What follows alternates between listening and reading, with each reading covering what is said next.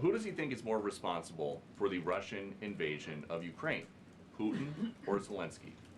Well, look, his goal, Peter, is to bring this war to an end, period.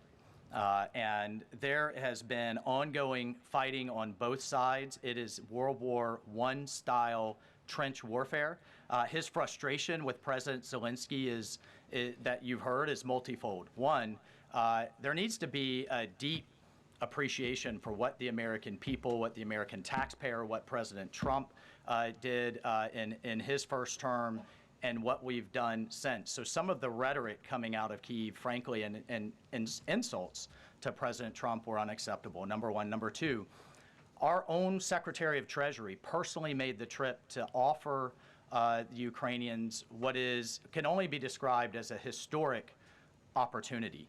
That is for America to co-invest with Ukraine in their minerals, in their resources, to truly grow the pie. So case in point, there's a foundry that processes aluminum in Ukraine. It's been damaged. It's not at its current capacity.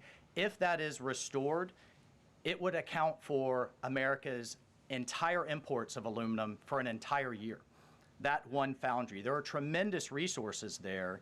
Not only is that long-term security for Ukraine, not only do we help them grow the pie with investments, but we do have an obligation to the American taxpayer in helping them recoup the hundreds of billions that have occurred. So, rather than enter into some constructive conversations about what that deal should be going forward, we got a lot of rhetoric in the media that was incredibly unfortunate. And I could just tell you, Peter, as a veteran, as somebody who's been in combat, this war is horrific.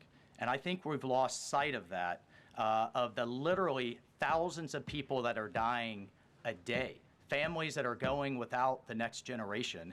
And I find it kind of, frankly ridiculous. So many people in Washington that were just demanding, pounding the table for a ceasefire in Gaza are suddenly aghast that the president would demand one and both sides come to the table when it comes to Ukraine, a war that has been arguably far greater in scope and scale and far more dangerous in terms of global escalation to U.S. security.